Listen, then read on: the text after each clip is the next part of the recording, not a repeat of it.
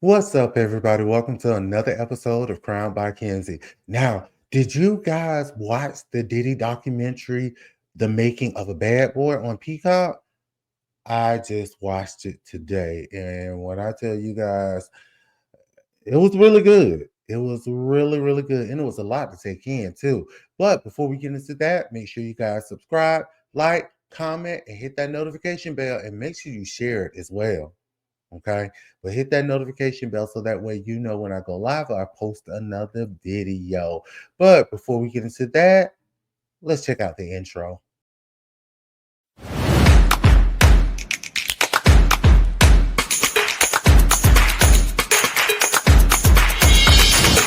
How you doing? All right, guys. So as I was telling you guys, I watched the documentary "The Making of a Bad Boy," the Sean Diddy Combs documentary on Peacock that was just released today. So, like I said before, it was a lot to take in. It was a lot of things. They kind of make sense. So I'm going to try my best to break it down to you guys and just give you some points, different points of the documentary. And hopefully you guys will go back and watch it yourselves. Okay. So it starts off with exclusive footage, December 2nd, 2022, my birthday, 11:40 p.m. This is the beginning now. Okay.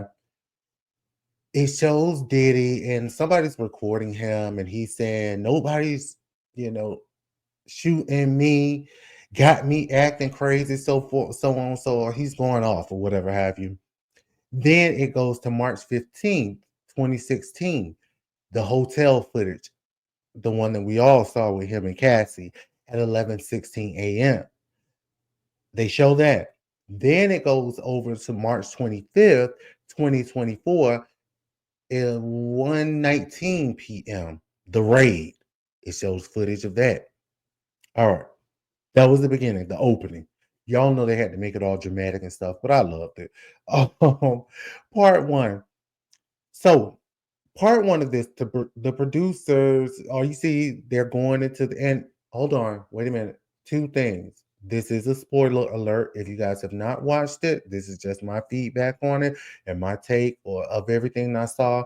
But everything is alleged. Let me put that up there. Okay. I didn't make any of this up. And we don't want no problems over here. We still trying to get started. So anyway, the producers go, it shows the cameras, the producers are recording as they drive into the woods. It's like really deep into the woods. Um, but what where they're going, I'm sorry, my stalling a little bit. So if you guys see that stalling, just bear with me. Just listen to the audio, even if it's stalling a little bit. But yeah, so the producers are going into the deep woods, and where they end up to a childhood friend of Diddy's, Tim Patterson. Now, according to Tim, and let me say this before they arrived, they mentioned something about he was almost killed, and pretty much he said, "I'm out." They didn't say, if I can remember right, they didn't say that Tim said it or they did. I can't remember, but trust me, it'll all make sense once we get deeper into it. So they're going down into the woods and they visit Tim Patterson, a childhood friend of Diddy's. So they just said a childhood friend at this time, okay? And he pretty much is living off the grid. His words, not mine. Living deep, deep in the woods, I guess, when nobody can find him, whatever have you. So they eventually transition, and mind you, I'm not giving you guys exact play by play. You got to go and watch the documentary on Peacock to get play by play. But I'm just going to give you parts of it and the highlights. Okay, so bear with me. So after they get to Tim, he's setting up and everything, and Tim starts to tell his story. Now, I know you guys have been hearing the stories, I want to say in the past week, about Diddy and one of his childhood friends saying that he grew up with Diddy and it was nothing for them to pretty much walk in on the, SCX party at his mom's house and so on and so forth. We'll get into it. It's all gonna make sense now, okay? So, um, pretty much they flash back to the childhood of Diddy, the 1970s. So, according to Tim Patterson, Diddy grew up in Mount Vernon, which is 30 minutes away from Manhattan, outside of the city of Manhattan. Now I think Diddy was born in Harlem, but his family eventually moved to Mount Vernon, which is supposed to be a nicer area, a suburb of Manhattan. I guess if that's what you want to call it, I don't know.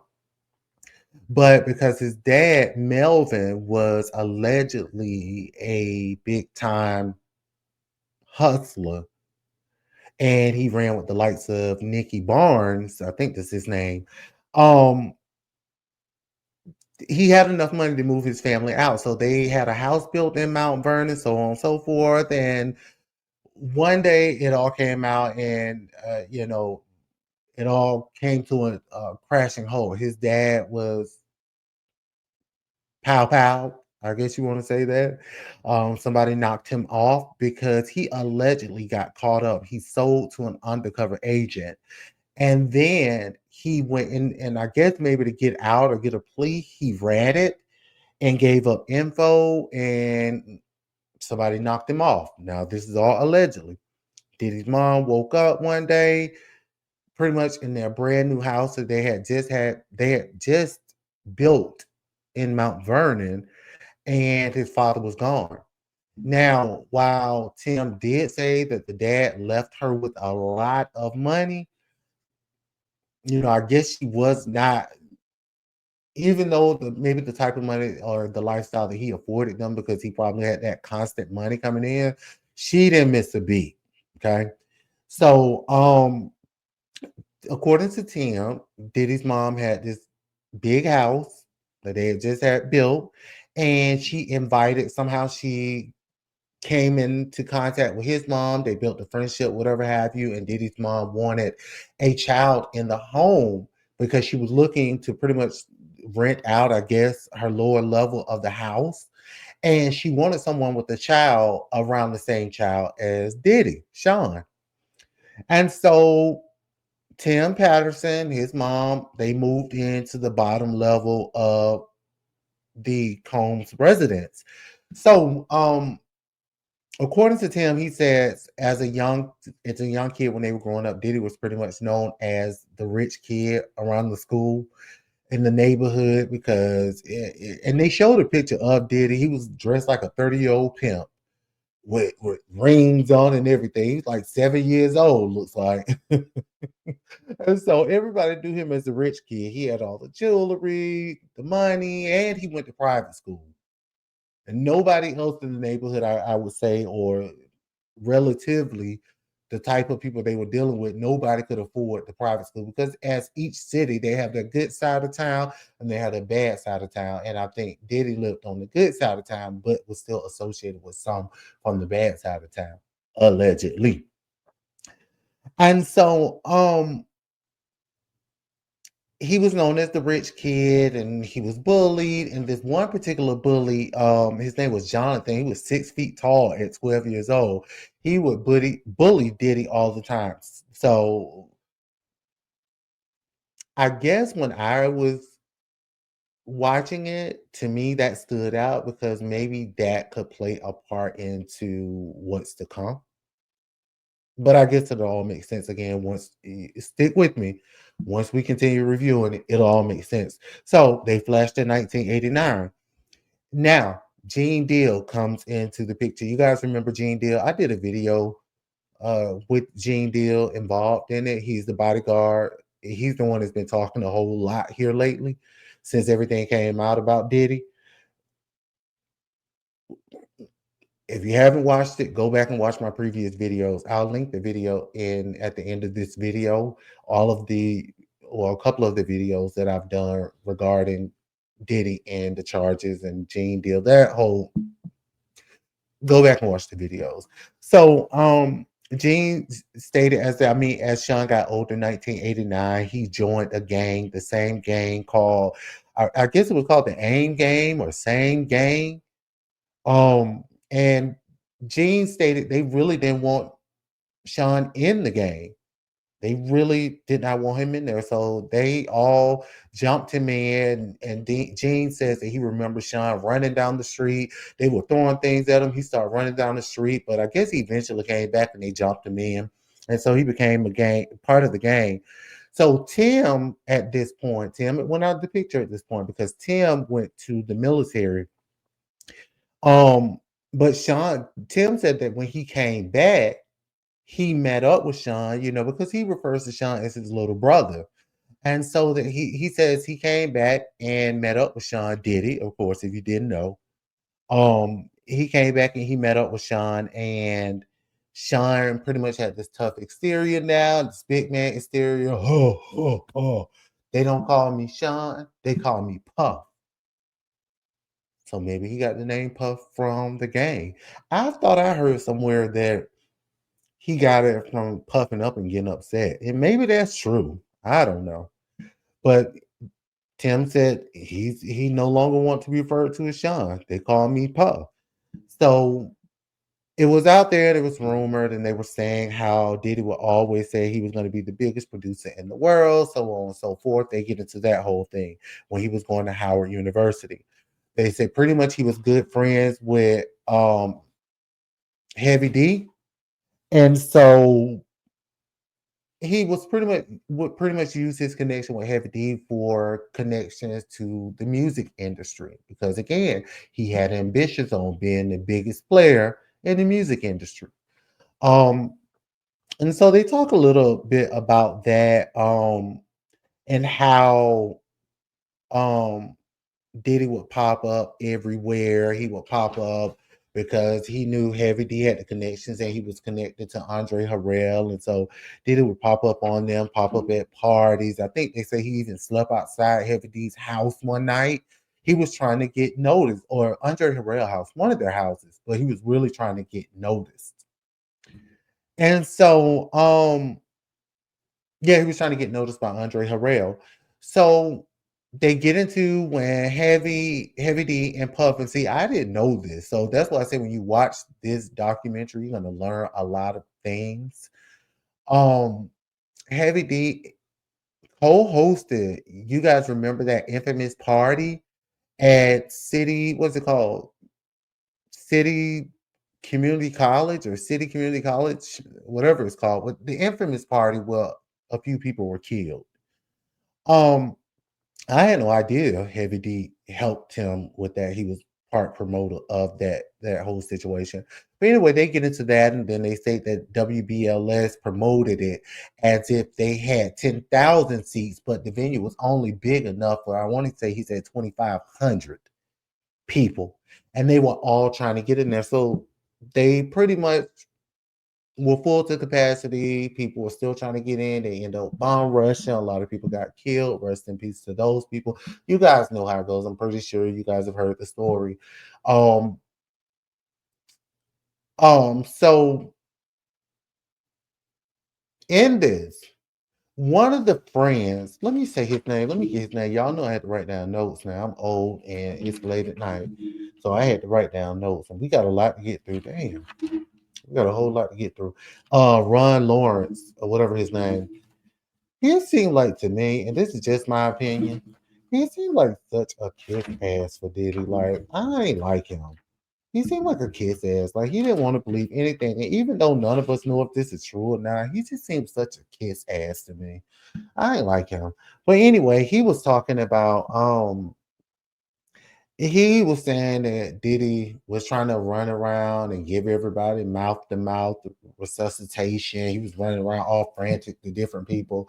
But according to Gene Deal, and again, this is all allegedly, we don't know if it's true or not, it's just my opinions. Okay. Um, they said that he was trying to give mouth to mouth, and Gene Deal said that's a lie. He was not. He said Diddy was nowhere to be found. That's a whole lie. So fast forward, all these people are killed in that situation, and so now the families are starting to sue. One of the guys that Diddy was friends with or dating, the girl, I'm sorry, Diddy was dating his sister. And so Diddy called into the office. This is at a point where Diddy began to grow a little bit, got a little bit of status, start working for Uptown. Oh, let me tell y'all something. Wait a minute. We'll get into that. We'll get into that. We'll get into that. So I don't want to get too ahead of myself here, but I think it was said. But we'll just tie it into the other part. So anyhow, he called the brother of one of the girls that was killed in that incident, whatever. That was Diddy's friend or girl he was dating. He called the brother to the office, and the brother said that Diddy offered him $50,000, pretty much. The guy said that he was so offended. Oh no, I can't take this money. Don't you dare associate my sister's name or her memory with this money. You know, this $50,000 and this, that, and the other, so on and so forth. Then he got all upset and he walked out the office. Then he said he came back and he took the money. But he said that I felt like if I take the money, then it can help me. Me and him he'll work with me to to create something in the memory of his sister or the people that lost their lives. Bull. You took that $50,000. You had to walk out, maybe get on the phone, bring, bring, bring, and call somebody. And they told you go ahead and take that money because it's all or nothing. But anyway, I don't know. It's just my opinion. The guy wound up taking the money, and so his sister name was Sonia, and his name is Sonny. And so pretty much the people start to sue. Lawsuits came out left, right, and sideways. They end up settling the lawsuit. The college paid 50% of the lawsuit, and Diddy and Heavy D were responsible for the other 50% because they were the promoters and they promote the event. Um, but in the lawsuit, the victims end up what they walked away. They received $40,000 from Sean Combs. I think $40,000 each. Don't quote me on that, but I'm sure $40,000 each. So they fast forward 1988. Al B. Sure. Now this is the juicy part. Now y'all know y'all been waiting for this. I have too. But before we get into that, just know that don't worry about it. I'll tell you. Don't worry about it. Make sure you like, subscribe, comment, and hit that notification bell so that way you know when we go live or I post another video. So, anywho, 1988, Al B. Sure. All right, so Al B. Sure from his point of view. Now, this is what I was going to say earlier. Who knew that Al B. Sure funded Uptown Records? He said to people, now, this is all according to him now. He said that people never knew that he funded Uptown Records. It went from zero to making millions. Who knew? But that's good something to know, right? We learn something every day. And if you ain't learned anything today, your day is not over. But I just taught you something, so in case you didn't know. All right, so he met Kim backstage. Kim Porter, mother of Quincy, Albie Shore's baby mother, Diddy's love of his life. Y'all know. He met Kim Porter backstage at Madison Square Garden, blah, blah, blah. They had Quincy, with Quincy Brown, the son, which is now has no relationship with Albie Shore, does not really claim him like that, I guess. But he considers Diddy his dad. But anyway, so they go further into that. Kim was a receptionist at the record label. She became a receptionist. And Al and Kim had Quincy. And according to Al, they were in the studio and Diddy came in with his other baby's mother's fashionista, stylist, Misa Hilton. And pretty much not Al was in the recording and Kim and the baby were in there. And then Diddy pretty much said to him, I wish I had a beautiful girl like that. And he was like, you do, Misa. So that plays into where they say that Diddy took him from Al. Okay. Pay attention. So they started interviewing some of the glam or whatnot for Kim Porter, some of her glam squad. And according to the glam, Kim was not that glamorous girl that we've seen all across the TV, computer screen, so on and so forth. According to her now, her words, not mine, Kim was not that glam. She was made up to be that way because she was, quote unquote, Diddy's arm candy. Okay. Um, and so Albie Shore gets into this whole rumor where they say Diddy adopted Quincy. Well, Albie Shore said that is not true. There's no adoption paperwork in place. There was nothing anybody brought to him for him to sign off to give up his rights for his son. Quincy was never adopted. Okay, people? Okay. Keep that in mind. He said this, and I quote, he said, no, I ain't gonna quote him because I might not be right, but he did say this. Hence, why Quincy's last name is still Brown and not Combs. There you have it. Okay, there you have it. He was never adopted.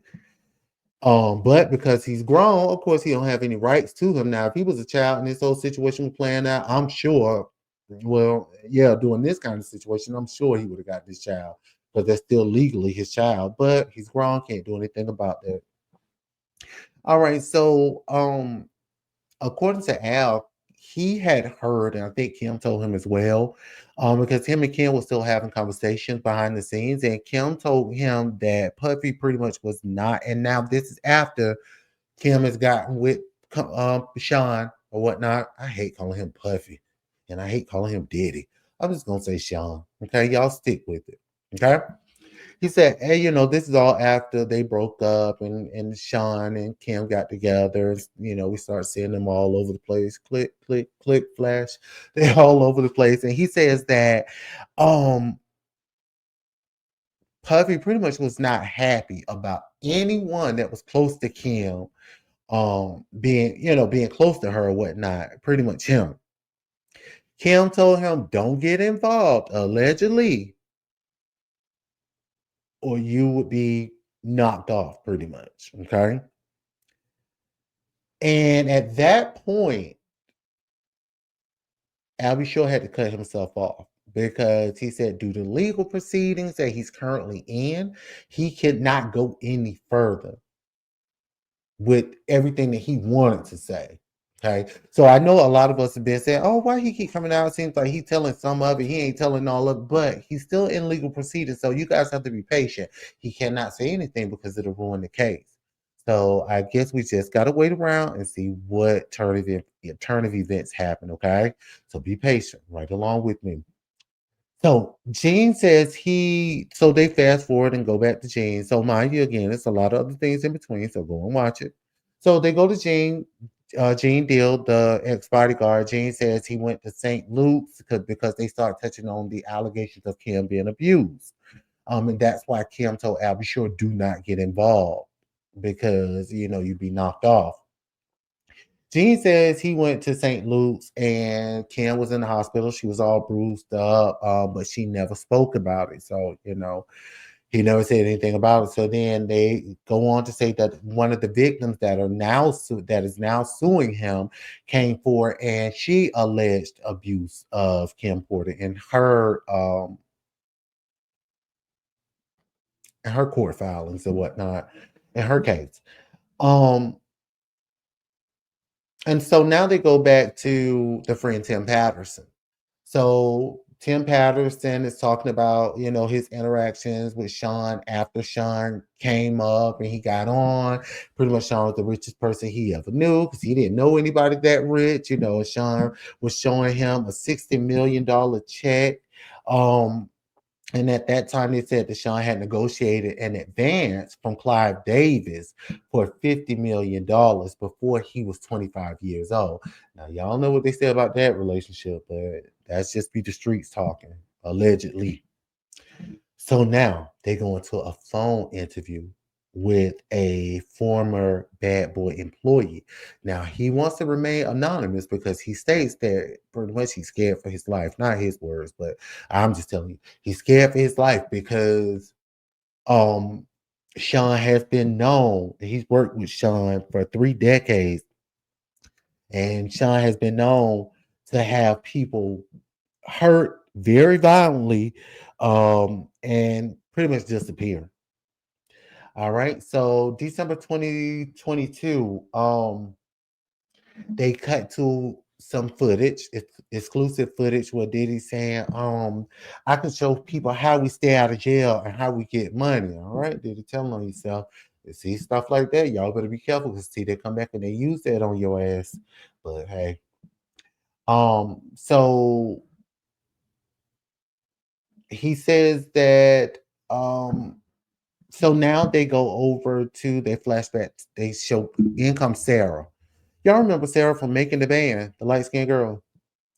Um, so she was saying they were still talking on the topic of how violent Diddy is. Now, mind you, this plays back into that flashback. Remember, I told you guys in the beginning, in the opening scene, they played that video where he was going off and he was saying on December 2nd, 2022, my birthday, he was saying, nobody shoot me, got me out here acting crazy. He was going off. It was something he was upset about, and they were recording him because they were trying to calm him down. So that's what that comes into play at, okay, in case you were wondering. All right. So Sarah comes into play and she was talking about Diddy's temper, how she's seen him go off and so on and so forth. And she said he even allegedly, according to her words not mine, he told somebody in the band, you make me so mad I can eat your flesh. Oh, that's angry. Because that's disgusting as hell to tell somebody that. Was he Hannibal Lecter? Like, oh, I don't like that. Mm-mm. And then so Gene Deal said that he became angry with, I guess, one of the girls in the band. He didn't say which one, but he said he told her I can go out here and get a crackhead to smack this out of you. Get the crackhead to smack the shit out of you, and then drag them outside, drag them hoes pretty much outside and pimp them to my niggas. Y'all know what I'm saying. Y'all know. N-I-G-G, y'all know. And Gene Deal told him, like, them somebody's daughters. You're not gonna do that.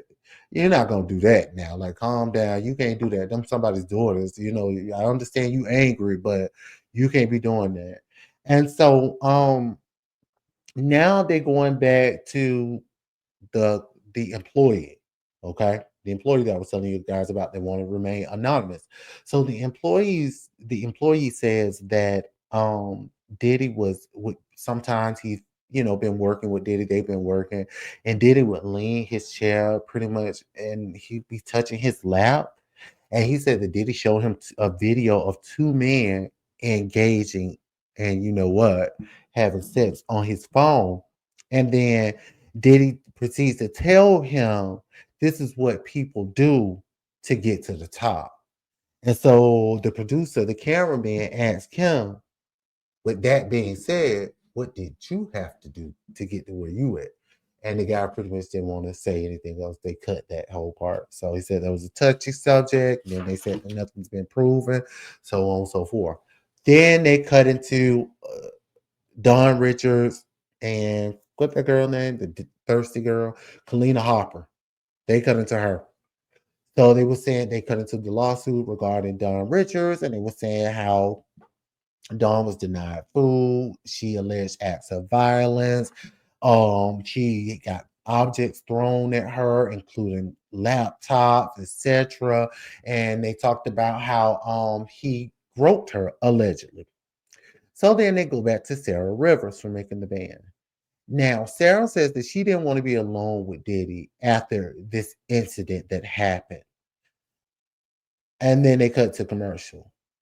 Well, on my thing, because y'all know I paid the $7.99. I don't know about y'all. I ain't paid the $13.99. Y'all got it like that. But I paid the $7.99 and got the commercials. I'll take it. And so she said pretty much she didn't want to be in the room with Diddy by herself if cameras were not around because of an incident. So she says pretty much that he touched her inappropriately. She felt intimidated. Now this girl proceeds to start crying, y'all. Now I ain't here to victim shame, but I know every story that's being told ain't gonna be true, or it's not gonna affect some people the way they claim to affect them. Because of course, when people start seeing dollar signs, they ready to So this girl proceeds to start crying. And she want to cry. She had one of them New York cry. Y'all remember New York when she was on, what's that, the next Big Ten or something? Y'all remember? And she said, and they was like, Claudia Jordan called her out, like, girl, ain't no tears even falling out your eye. And she said, it's an inside cry. She had one of those. It's an inside cry. Because there's no tears dropping that girl's eye. Now, come on, you playing now, Sarah. Now, I ain't saying he didn't touch her. But the way girl, moving right along before I even say too much. All right, so they go back to the classmate Ron Lawrence. Y'all know I told you I don't like him because he just seems like he trying to, instead of trying to stay on Diddy's side. And I get again, none of us know whether this is true or not, but it's just something about him. Seem thirsty. Want to stay on the good side just in case this all blow over. Hey man, I want a documentary and I talk good about you. Y'all know how it goes. So anyway, Ron said he was invited to the Hamptons when, Diddy first got his place in the Hamptons where they host the infamous white parties. And on what they flashback the audio of that, and Diddy kept saying, I want the kids gone by a certain time. And remember, guys, that was alleged in somebody's lawsuit that he wanted the kids out. I think it was with the little boy when his parents were there and they were the camera people or something. And he said that Diddy groped him or made him give him oral sex, whatever. But y'all remember it was alleged. So that stood out to me that he was on the microphone footage now. Yeah, I want all the kids go out. I'm a responsible parent. My kids are downstairs. I'm a responsible parent. Your kids got 15 minutes. They got to be out of here. This and the other. So I guess according to the lawsuits, that's when the fun began at the white party. The fun, the freak offs or whatever have you. But anyway, they show pictures of Donald. Mm, Yeah, y'all next new president. Mhm. They show him there. Oh, hey, it is what it is. I gotta call it how I see it. They show pictures of him there. They show pictures of Beyonce there. They show pictures of Jay-Z there, Leonardo DiCaprio, and a host of others. And according to the people, they say, people are just smoking weed, pills, that whole kind of thing, doing that, whatever, whatever. So the guy said that he had heard rumblings of, that it was orgies taking place, behind the scenes of the party. Now I'm gonna tell y'all what stood out to me. If you guys remember from one of the lawsuits, they were saying about the parties where the lady had sushi all over her or something. She was naked and had food all over her. You guys remember a lawsuit like that? Well, they showed video footage of that. So that stood out to me like, whoa, there it is. Okay, there it is. Exactly what was said in the lawsuit. It's right there in the footage. The lady laying there because they have it blurred out. But you see the food on her. She laying there at the party. So anyway, so yeah, they start talking about that, and then they talk about how um Sean took two underage girls, and they show footage of him with the little European girl of European descent. I can't say how young, how old she was because her face was blurred out. So if her face was blurred, then she may have been young, who knows? But she was of European descent. So they said at that particular party where that footage was shot, he had two underage girls. And he looked at the girls, he winked, he took them back to his room for 24 hours, allegedly. So they were talking about how the rooms were red, the lights were red. They showed footage of that too. And they said that was because it was, y'all know what red is, the red light district. Everything associated with the color red is sex. Let's keep it a buck. Um, so they go back to the employee, the one that wanted to remain anonymous.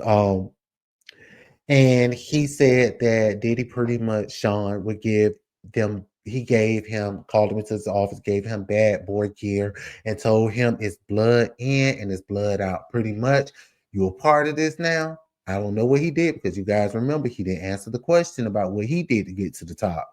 So, but he said, Diddy pretty much, Sean told him that blood in, blood out. Meaning, you got into this thing, and the only way you're going to get out It's by blood, meaning you gonna disappear, allegedly. Um, so then they go back to Tim Patterson, childhood friend. And now this is what Tim talks about what we all have been hearing about the parties at the house.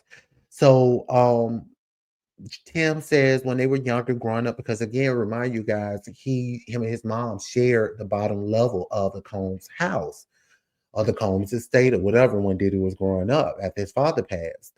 And so he said it was nothing for them to pretty much walk in, and it was all kinds of people. It was pimps, addicts, dealers, uh, gays, everybody at the house, a plethora of people at the house, and things were going down.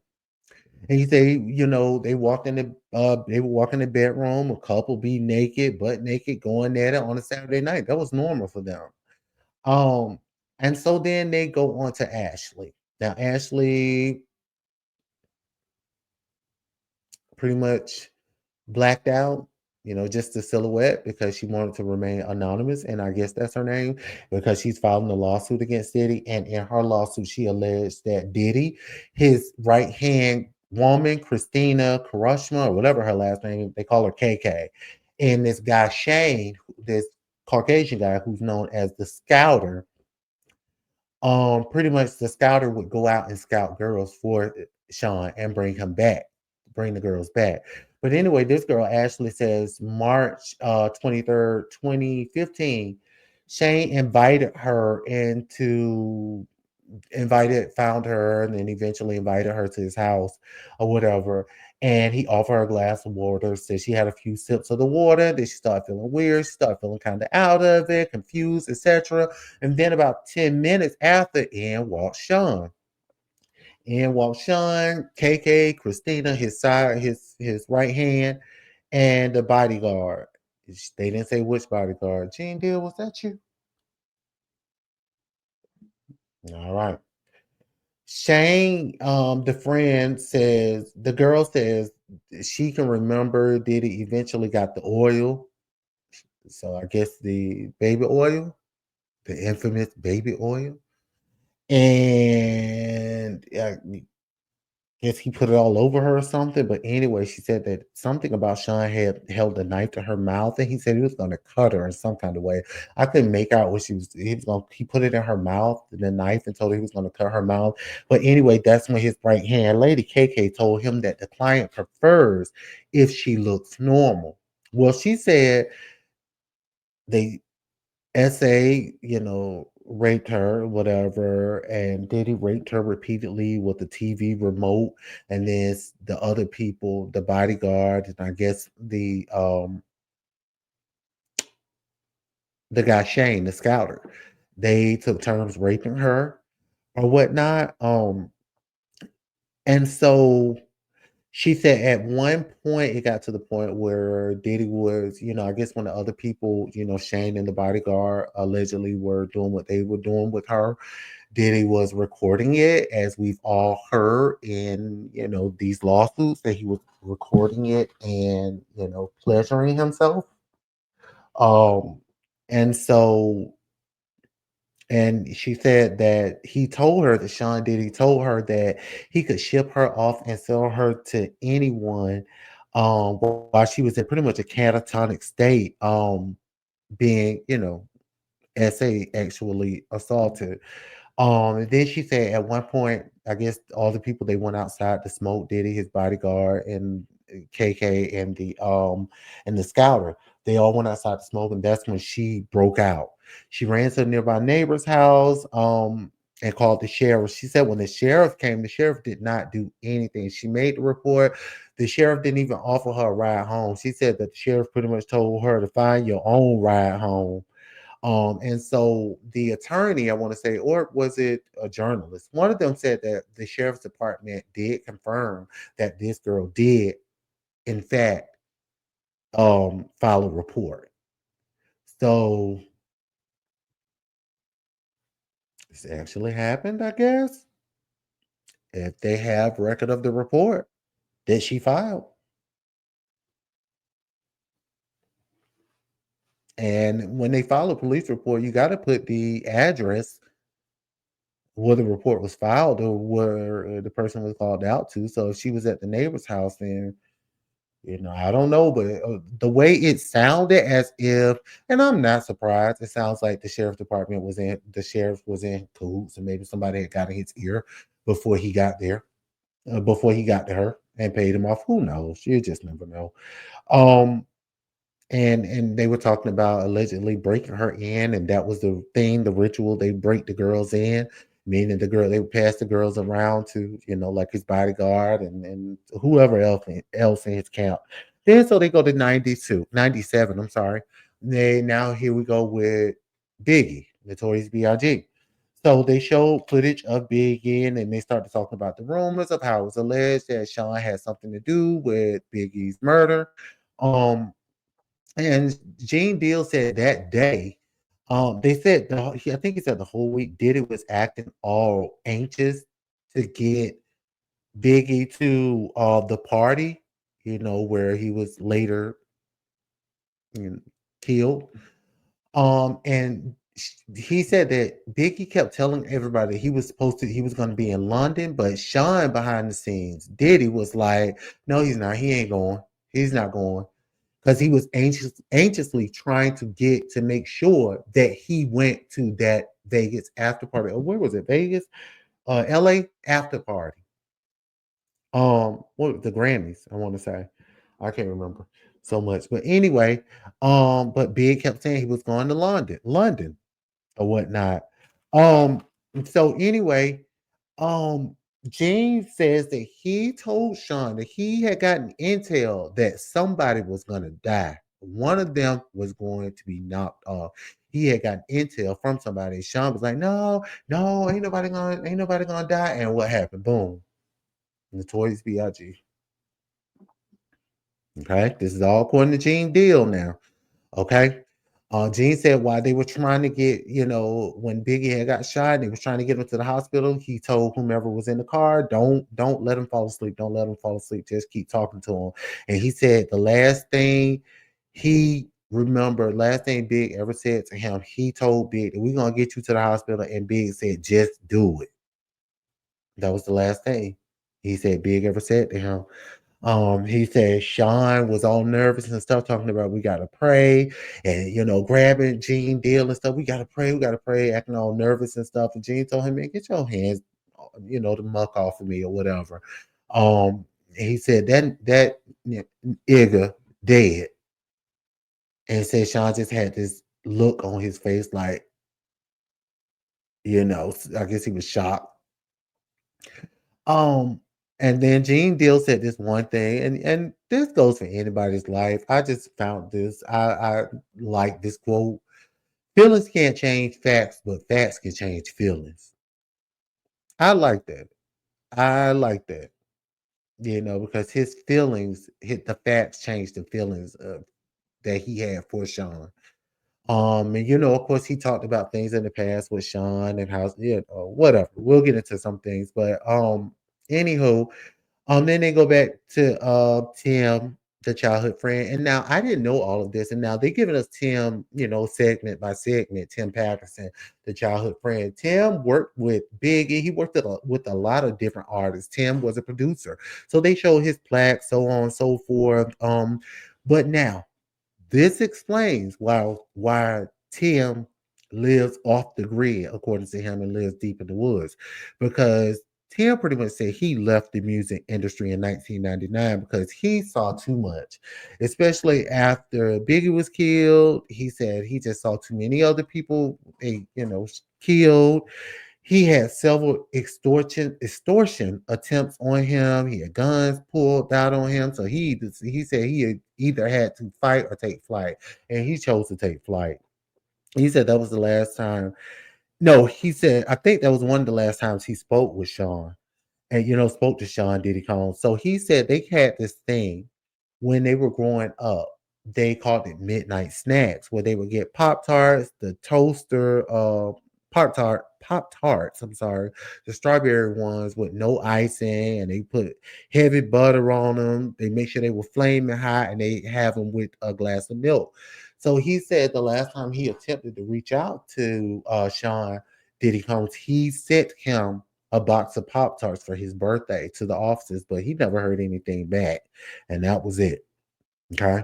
So he says, I think he said he would send him that every year for his birthday too. But this one particular time he sent it, never heard anything back. But then so he says October 13th, that's where it goes into Al Be Sure again.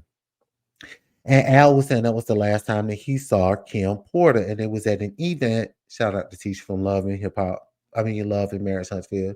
He was at an event for Quincy. Then he said about 2 weeks later, November 15th, that's when he was filming the opening for the BT Awards. And he said that someone told him that they came up to him and was like, hey, you heard about Kim? He was like, no, what you mean? Kimberly, whatever her name was. But Kim Porter, as we all know her, and they told her Kim's dead. And so he said they asked him if he could say one thing to Kim, what would he say?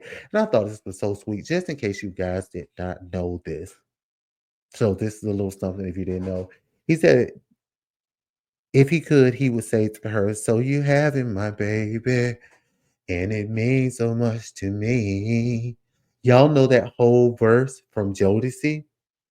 He actually wrote that song, if I'm not mistaken. He wrote that song, but that song was about Kim. But Jodeci sang it, and he wrote it for Kim when she was pregnant with Quincy. That's so sweet. So that's a little something you guys didn't know. But he said that he just kept feeling that something was not right about her whole death, and they got into that with the whole pneumonia thing and Kim autopsy, and they said that she had pneumonia, and they said it was lobar pneumonia. And he said that Kim confided in him and said, um,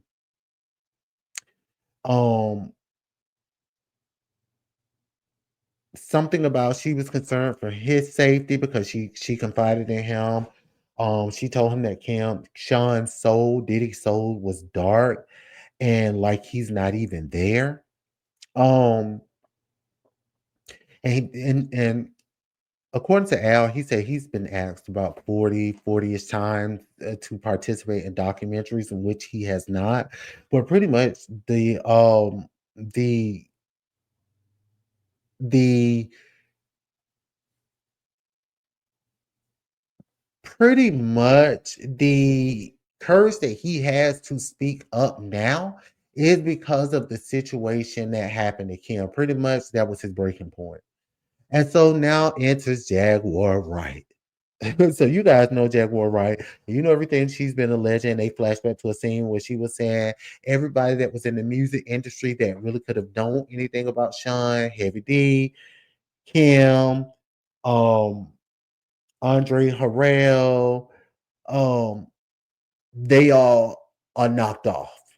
And the only one still standing is Albie Shore, in which they cut into, you know, how allegedly they're saying that Diddy tried to knock off Albie Shore. Now, they do get into that as well. He says July 12th, 2022, he collapsed in the studio, but this was not his first nor second time or third time. But he can't say too much again because pending litigation. He cannot say too much. But he did say that this was not his first, second, or third time. Okay. He was entered into the hospital and it got so bad he was sent to a hospice. Nothing was functioning but his liver. So they had pretty much wrote him off like he was gone at that point, according to him.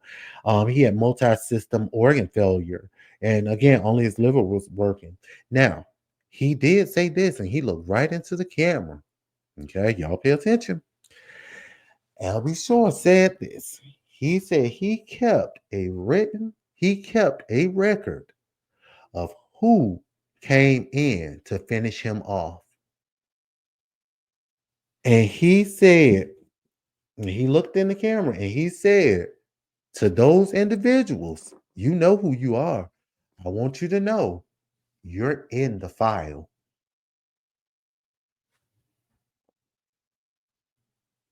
I guess we gotta watch and see. Because he said it to those individuals, and he looked right in the camera to those individuals. You see, like I'm looking at y'all, you're in the file.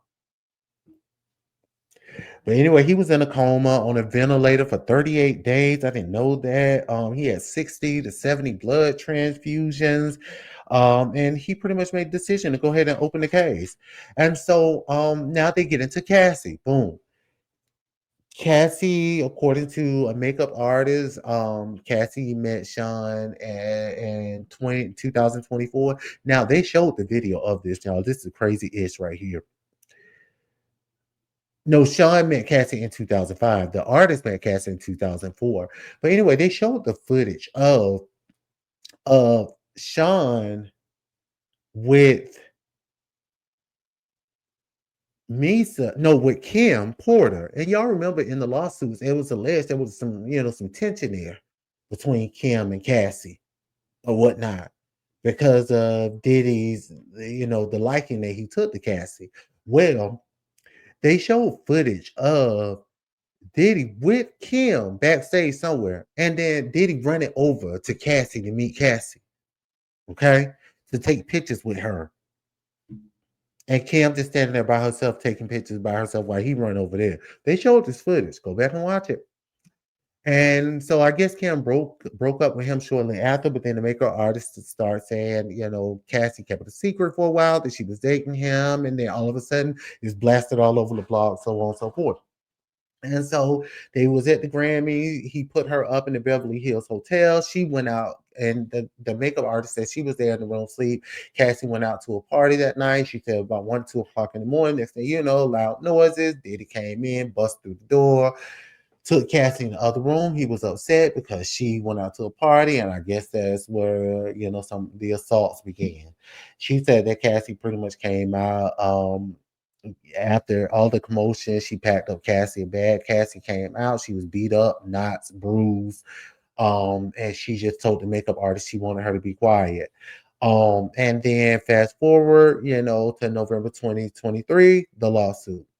And we all know about that, the lawsuit that Cassie filed. And they was talking about how quick it was. And then they start talking about how Diddy was doing all those interviews. I remember when he was on the Breakfast Club and talking about he proclaiming himself as love, and he was giving the people back their royalty. But pretty much to sum that up, they're saying that, of course, I think you all should know, of course, the people had to sign NDAs in order to get their publishing rights back. Well, they were saying that he allegedly only gave them $300. Now, what is that? Now, y'all know some of these people made a lot of money. But again, it's alleged that he was taking advantage of a lot of them. And until all of this came up, and he wanted them to sign the NDA so that way they would not disclose whatever information they may or may not have had on him. They had to sign the NDA, and he only paid them $300. But that's allegedly. So that's when they talk about that video, and he said, I was messed up, about the whole Cassie situation when that came out. So 2024, that's when the flood of lawsuits came, men, women, so on and so forth. So one of the last things I want to get into and touch on, I don't know if you guys heard it, but I have read about it.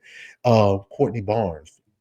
Well, Courtney Barnes was this guy, and he sought legal representation from this attorney. I want to say her name was April, but he had allegedly flash drives of Sean Diddy Combs being involved with several A-list celebrities. I want to say they said about 8 of them.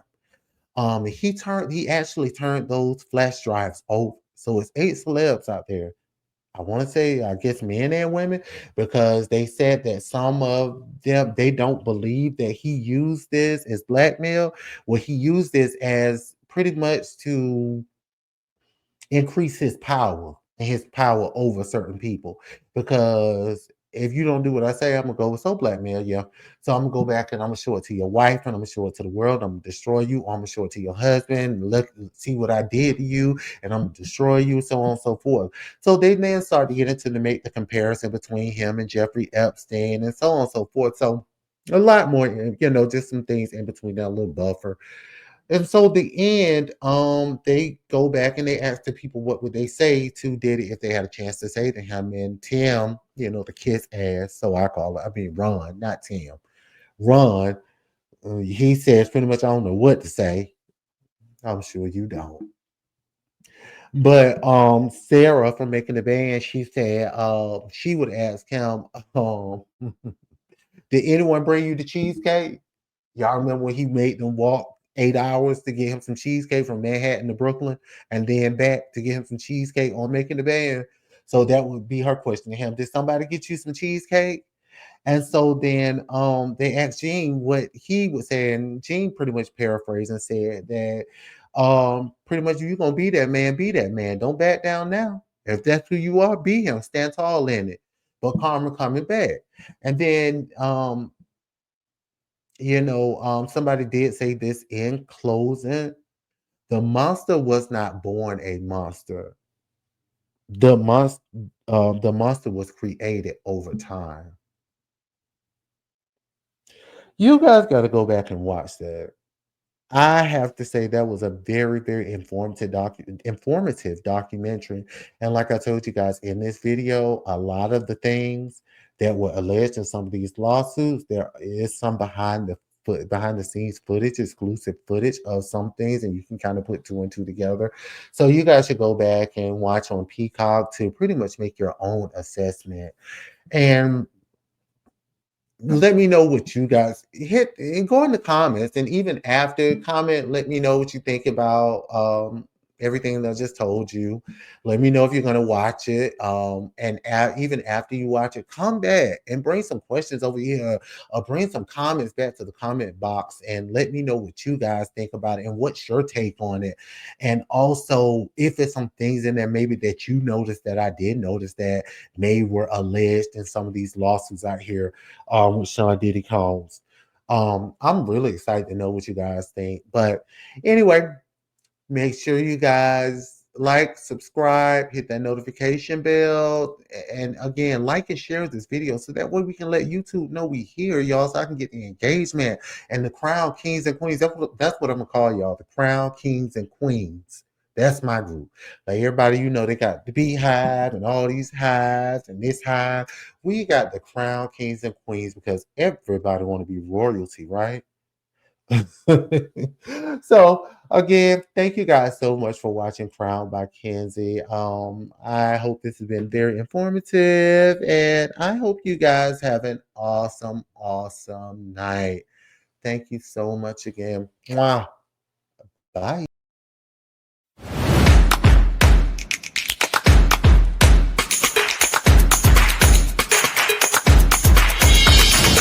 How you doing?